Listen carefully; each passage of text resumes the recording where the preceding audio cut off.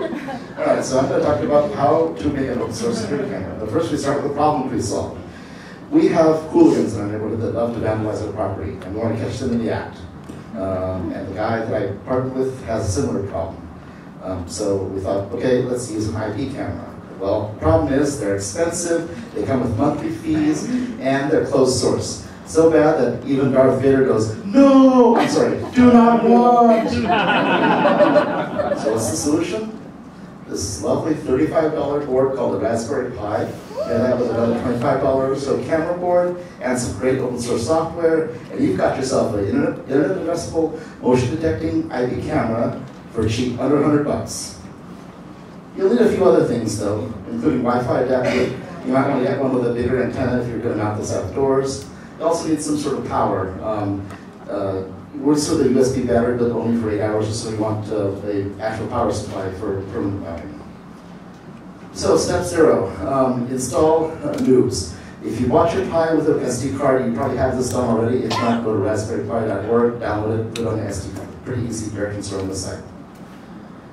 Next step, boot up your Raspberry Pi and install Raspbian. Simple, just click the button and off it goes. Once it's installed, be sure and tell it that you have a camera module. Otherwise, things will not work very well. And the command for that is rasbi-config, if you did that already. Now you want to install your updates, sudo apt-get update, sudo apt-get upgrade, and you will also install the Raspberry Pi firmware updates, rpi updater. Okay, once that's done, now we come to a problem. The internet is full of lies. When I was researching this, all the sites said use a package called Motion MNOW. Did not work, it was slow, it was buggy, and since then, Motion added support for the Pi camera in its main line, so just use sudo apt-get install Motion. Now, it's time to add the camera file to the boot options and begin the configuration. Let the configuration begin. So, okay, so yeah, there's quite a few things you can tweak. Width, height, and frame rate, you want to play with those. 320 by 240 by 30 works well for me.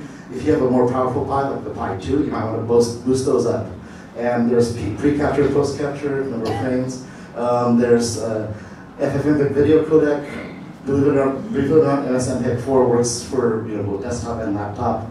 And the box, you can just show a box around when it detects motion, which is cool. Text left, text right.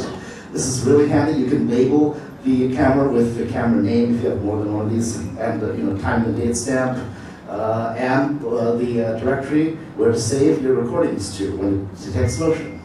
A couple other things. You can tweak the threshold of how it detects motion. So, like if it's detecting motion every time your cat walks by, you can tune it. It's all in the documentation. It's pretty well commented. You want to check those out. And finally, you want to enable the webcam. And you want to definitely turn off webcam localhost, otherwise you won't be able to access this over your network.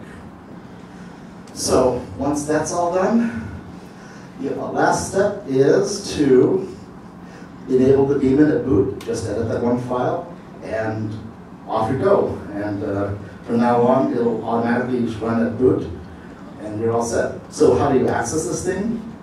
Well, just go to your web browser, type the IP address of your Pi, and boom, there you go. If your web browser doesn't work for whatever reason, VLC also works. And finally, if you look in that directory, the save directory, you'll see all your recordings. That's fine and all, but I decided to get a little fancy and made a web interface. Sporting the pinnacle of 90s web design. Not that it's cool. You can watch the live view, you can watch saved recordings, you can even turn the daemon on and off. Yeah, I got a little crazy there. So, how do you do this? Well, just compile and install Node. Don't ask me why I use Node. npm, ffmpeg, or let me do most of the work for you. I've got this lovely package on GitHub that does everything, including all the configuration steps I outlined previously. Now, you want to package this up in a case, and if you use one of those cell phone tripod adapters, you can use a tripod or a gorilla pod to mount this, or, hey, we're making a security camera, why not put it in a security camera? They have these fake security cameras, just enough room for the tie. So you can mount it in, like, again, a clock face or the birdhouse. Use your imagination. But if you do that, you might want to turn the camera LED off, and that's just one simple command there. You add a config file and you're all set. And share and enjoy.